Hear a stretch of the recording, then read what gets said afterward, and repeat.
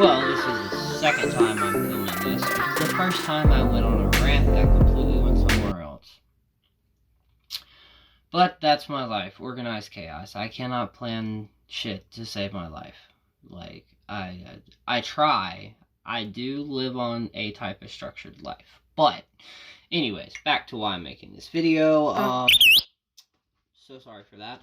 I hope you got a chance to watch the part 1 to this. It is going to hopefully be on top of all the other videos that I will be posting. Some paranormal experiences that I've had, and some do's, don'ts, folklore, stuff that I know about spirits, how to communicate, and stuff like that I've just picked up along the years. So, with that in mind, if you live on a older property, as in house, mobile home or the place that I live, it was put out here in 1980, I want to say 1983 to 1987.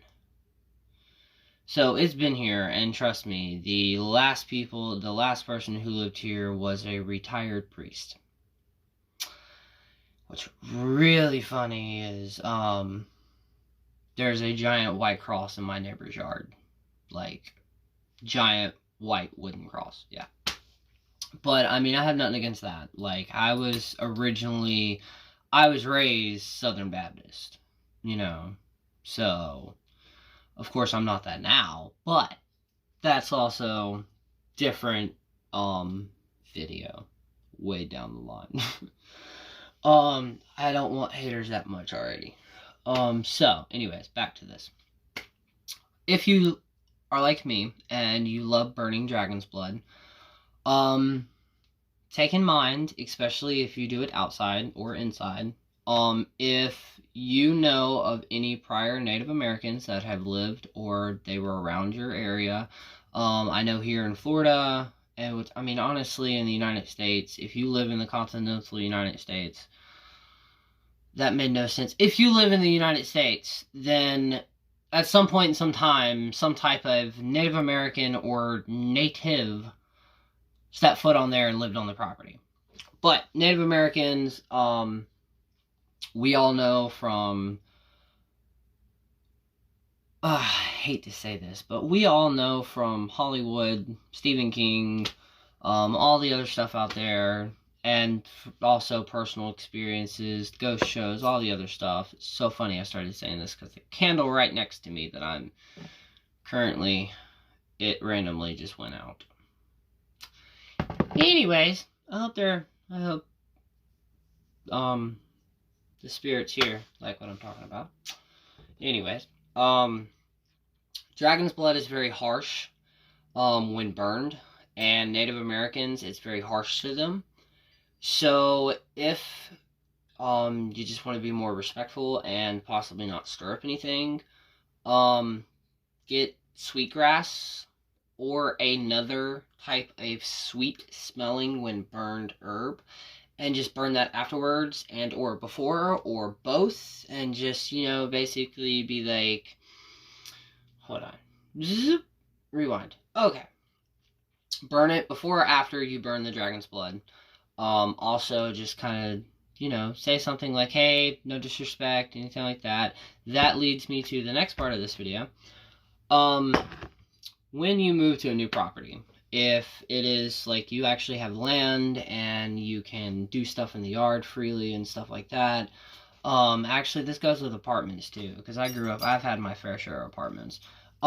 Basically, if you move anywhere new and you either know a prior history of spirits being there and or Native Americans being on the land, then what would, especially if you practice morely outside than like inside, what I do and what I did when I moved on the property, the most haunted property I ever lived on in the 26 years that I've been on this property, that's here in Florida. When I first moved down here, it's in Gainesville, I gave an offering, and I stuck with fruit and alcohol. You can also do tobacco. I think I did do a little tobacco, but I know with alcohol and most spirits you can never really go wrong. Don't quote me on that. And then fruit, it's just, it's not meat, it's not bread, it's not offensive. I would suggest, if you possibly could, try like doing a little research on the foods that grow in the wild on your property and gather those and like give a little offering. Basically just give some type of offering, or just go out to your property, day, night, it doesn't really matter, and just specifically say, hey, if there's anything here, basically introduce yourself and be like, I am a practitioner. I just wanted to let you know that I'm here. I mean you no harm. I mean no disrespect. I'm not trying to mess with you. Basically put that you're not a threat. That also leads me to another thing. If you think your house is haunted. Now, of course, a lot of people, when watching this video, they're going to be like, well, it's all in the intent. Yes, it is, but when it comes to spirit and the spiritual world, they kind of have different things than us. I mean, there are different techniques that if you do have spirits in your house, but you also want to cleanse your house, that you can do that without, like, pushing them out, but that's later videos, more advanced. Back where I was. So, like, just give offerings, don't, if you think your house is haunted, don't just automatically go burning sage, not every spirit you come across is evil. Speaking of that, now, I will say, if you think you have children's spirits in your house, I would do investigation. Not on yourself. Don't go out and get a Ouija board and start invoking, and, no.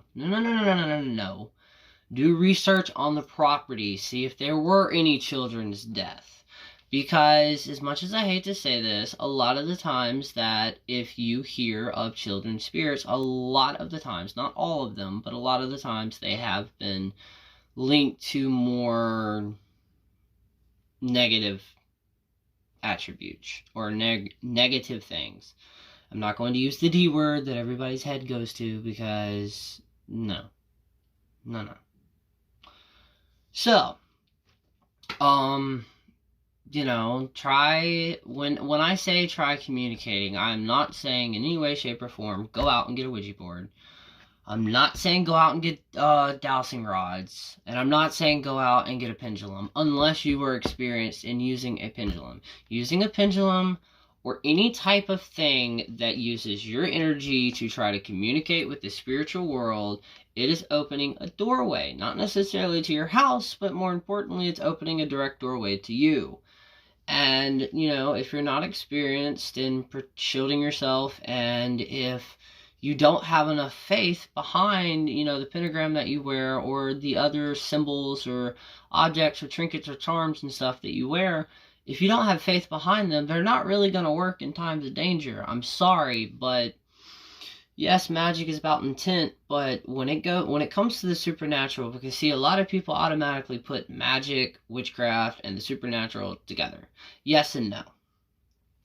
As in metaphysical, they're, to me, and I mean, this is all what I believe, this is what I think, and this is what I've experienced in my experiences. When I was, I want to say, safely 17 through like 20, I used to ghost hunt. I had a blog about it.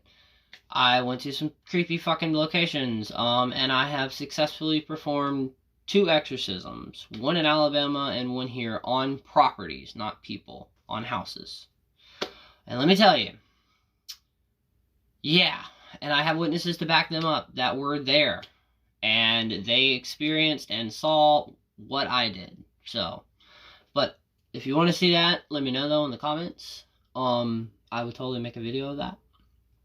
But, not everything you come across is evil. I hope I didn't just go on a rant. I think I did. Fuck my life.